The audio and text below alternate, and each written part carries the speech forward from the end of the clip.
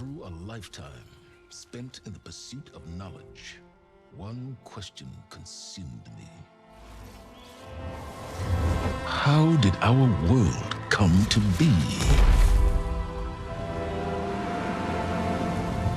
The old ones perished 1,000 years ago, triggering the extinction of all life.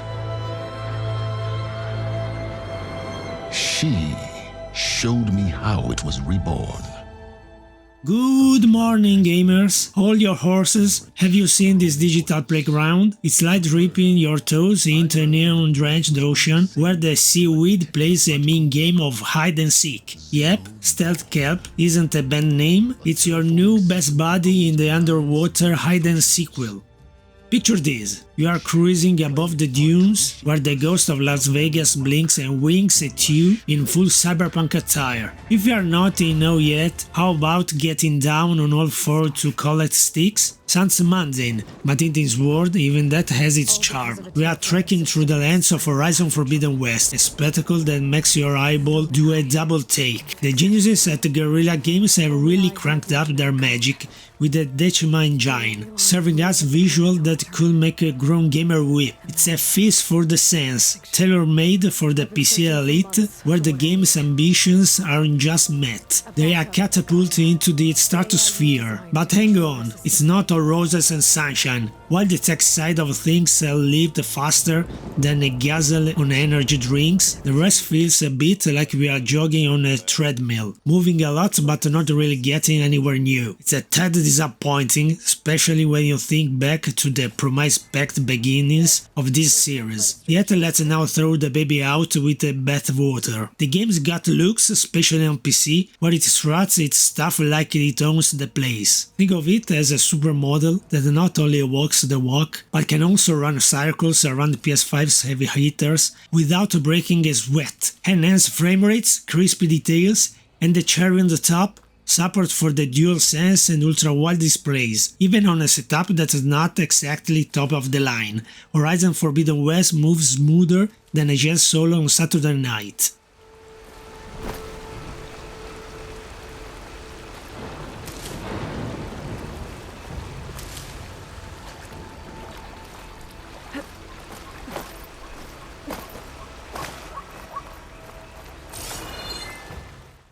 Welcome to Tech Buffet, where Horizon Forbidden West serves up a platter that's both visually stunning and smoother. We are not just talking pretty pictures here, we are talking about a feast that will have your PC flexing its muscles in ways you didn't know were possible. The secret sauce would be the Decima engine, Guerrilla Games' own concoction of digital wizardry that brings this post-apocalyptic world to life in high definition. Now, if you got a rig that's more beast than machine, you are in for a treat. This game doesn't just meet the high standards set by PS5, it pole vaults over them. We are talking lightning fast open-world traversal, frame rates that make Silk look rogue, and the level of detail that will have you questioning reality. It's like a game is daring your PC to show off, with seconds that toggle faster than a light switch, giving you real-time feedback on how gorgeous you can make your apocalypse. But let's not forget the little guys. Even if your setup isn't the latest and greatest, Horizon Forbidden West is like the cool teacher who wants everyone to pass. It runs smoother than a hot knife through butter, keeping things snappy and responsive, even when the action heats up. And when it comes to visual, let's just say it's got more polish than a royal coronation. Diving into the details of my mid-tier gaming fortress, I was blown away by how well it handled 1440p at a 144Hz refresh rate. The DLSS was like having a magical wand, turning the graphics setting up to high and still outpacing my PS5 performance on the same monitor. The in-game settings aren't just a list you scroll through,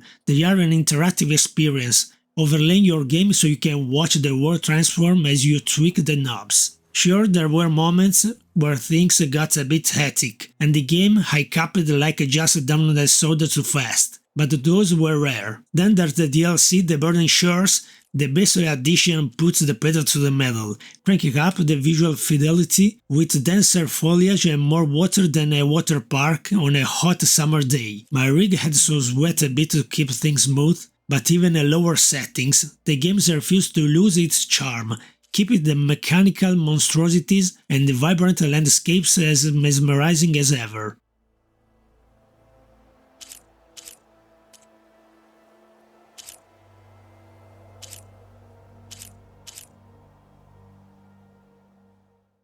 So here we are, deep in digital wilderness of Horizon Forbidden West, and along comes the DLC The Burning Shores, swaggering like it owns the place. And let me tell you, this isn't your garden variety add-on, it's more like a whole new beast that decides to crank everything up to 11. Suddenly, your trusty PC, which was cruising along like it was on a sandy drive, starts to feel the burn. We are talking denser jungles than an overgrown backyard, water features that will make the Bellagio fountains jealous, and more mechanical critters than you could shake a stick at. Now, don't get me wrong, it's still a sight to behold.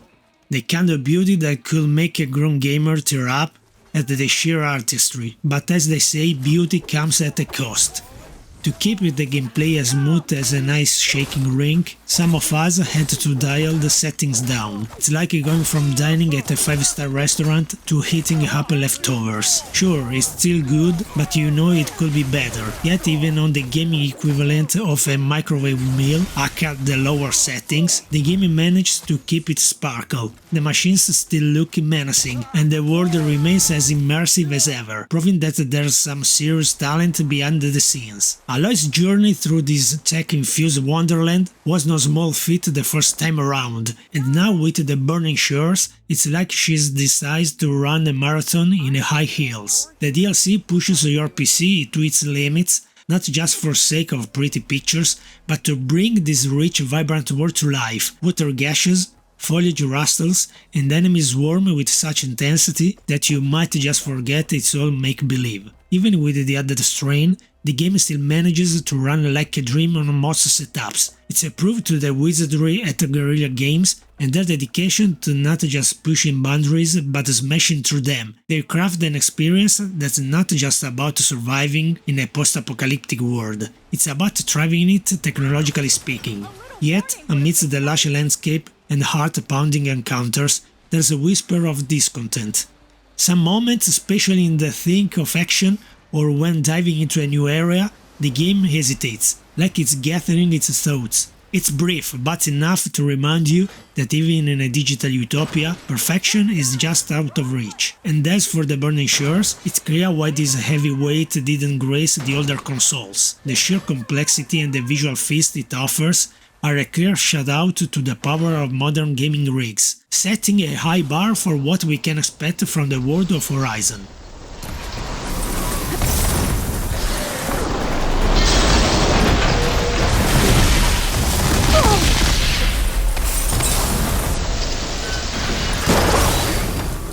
Strap in, folks, because we are about to navigate the narrative of Horizon Forbidden West, the tale that's as winding and unpredictable as a soap opera set in a robotics lab. Aloy, our fearless protagonist from the original blockbuster, is back at it, diving headfirst into a world that's as beautiful as it is as dangerous. But this time around, it feels like she is running on fumes, caught in a loop that's as repetitive as my grandma's stories at Thanksgiving. The sequel, for its technological marvels and eye-popping visuals, seems to have taken a bit of detour on a storytelling front. It's like we have been here before, trading old ground but without the fresh kicks. The narrative doesn't quite hit the same heights as its predecessor, leaning heavily on past glories instead of charting new territories. Aloy's journey, once a beacon of hope in a sea of cookie-cutter narratives, now seems a tad weary, as if the weight of the wars has finally started to press down on her shoulders. And then there's the semblant cast,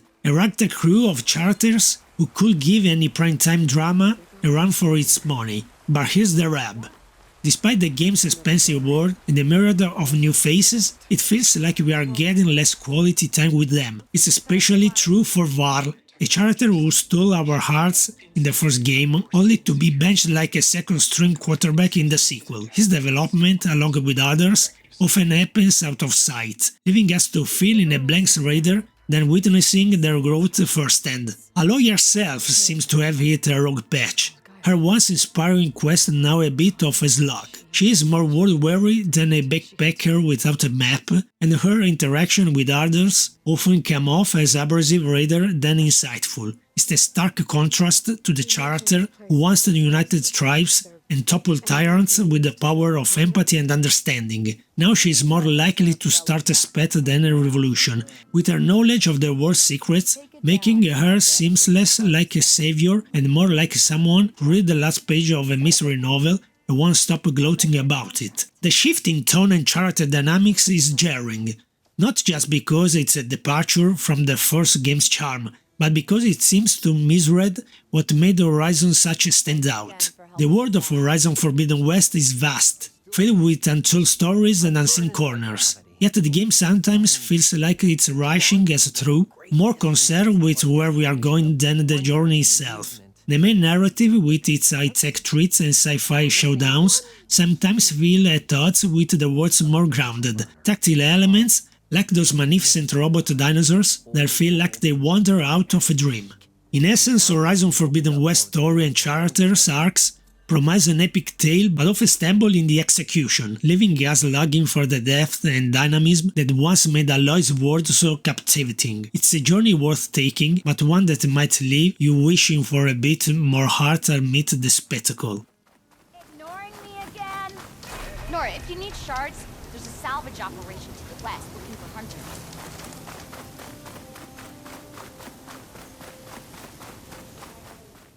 In the vast untamed wilds of Horizon Forbidden West, every step, leap and dive feels like you're writing your own epic. But does the sequel manage to elevate the gameplay to new heights, or are we just retracing our steps in fancier boots? Let's dig in.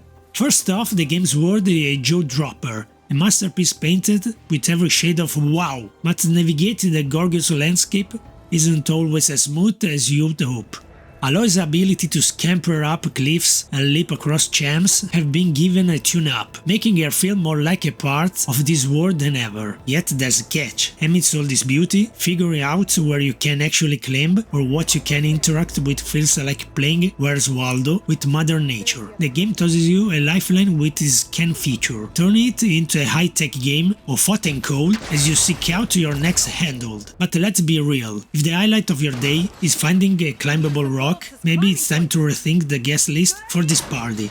Then there's the glider, a nifty gadget that promises the sky but delivers more of a hop, skip and a jump. It's like being given a ticket to an all-you-can-fly buffet, only to find out it's just light snacks. Surely it will save your hide from a nasty fall, but anyone looking to soar through the sky will find the Sams firmly grounded. It's a bit of a letdown, especially when you consider the verticality and the sheer scope of the world you are exploring. And while the game throws in some other tools, like the Pulcaster and Igniter, they often feel more like novelties with arming knives than the true game changers. Each one has its moment in the sun, but you can't help feeling like a bit player in a world crying out for a lead role. Combat, on the other hand, is where Forbidden West truly shines.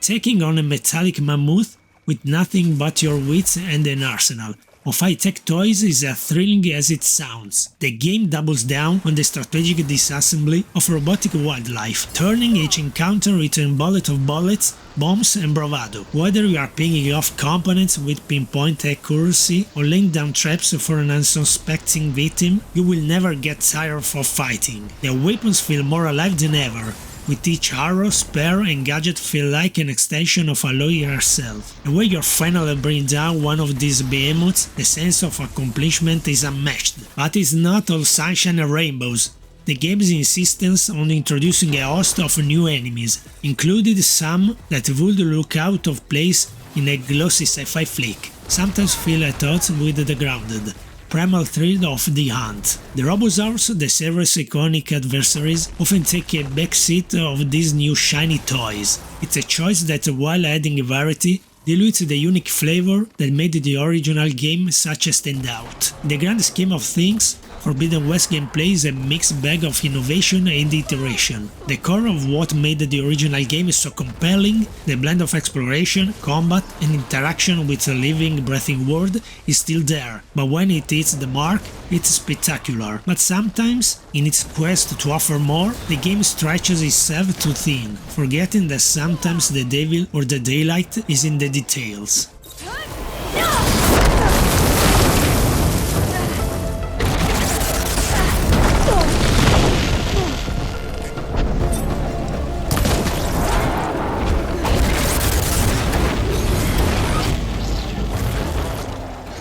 As the sun sets on the vast wild expanse of Horizon Forbidden West, it's time to take a step back and see where this stands in the grand pantheon of gaming. It's a world brimming with ambition, a technical marvel that pushes the limits of what we expect from our digital escapades. But in the shadow of its predecessor, and amidst the giants of the open world genre, that is soar on the wings of the innovation, or is grounded by the hate of its own aspirations? Let's be clear. Horizon Forbidden West is not just another sequel, it's a wonderful proof of game development, a visually stunning, technically impressive piece of entertainment that showcases the sheer talent of its creator. On PC, it's powerhouse, leveraging every ounce of hardware to deliver a seamless, breathtaking experience that few titles can match. The attention to detail, the lush environments, the lifelike animations, it's all here, and it's spectacular. Yet when placed alongside contemporaries like the Assassin's Creed series with its vast historical playgrounds, or the raw animated wilderness of the Red Dead Redemption 2, Forbidden West finds itself in a tough spot. These titles not only offer expansive worlds to explore, but also weave narratives and character development into their very fabric, creating immersive experiences that linger long after the credits roll. Forbidden West's leap in visual and technical quality is undeniable, but when it comes to pushing the narrative and gameplay envelope, it feels more like a cautious step than a giant leap. The inclusion of the Burning Shores DLC at launch is a nod of what could have been, a glimpse of what untapped potential lurking beneath the surface. Set in devastated Los Angeles, turned tropical archipelago, it hints at a world where exploration and innovation take center stage, where the narrative deepens and the gameplay evolves. It's a tantalizing taste of the sequel's promise, one that's occasionally released throughout the game, but often lost in its rush to replicate the success of its predecessor. Horizon Forbidden West, for all its spectacle and polish, sometimes struggles to recapture the magic that made Aloy's original journey so captivating. It's like watching a band play a stadium show where you remember them for the intimate club gigs. The energy is here, but the intimacy and surprise have been polished to a sheen. The game's ambition is commendable, its world awe-inspiring, but in its pursuit of grandeur, it occasionally loses sight of the heart and innovation that fans fell in love with. Stands as a monument to the capabilities of modern gaming technology and the artistry of its creators. It's a journey worth taking for the spectacle alone, a vibrant, living postcard for the age of imagination. Yet beneath its stunning facade lies a reminder of the delicate balance between innovation and tradition, a call to adventure that yearns for a touch more soul, a bit more risk. It's a sequel that reaches for the stars and reminds us of the boundless potential of the worlds we love to explore. It's all for today, folks. Thanks for watching the video. If you like it, subscribe, activate the bell and hit the like button. See you soon!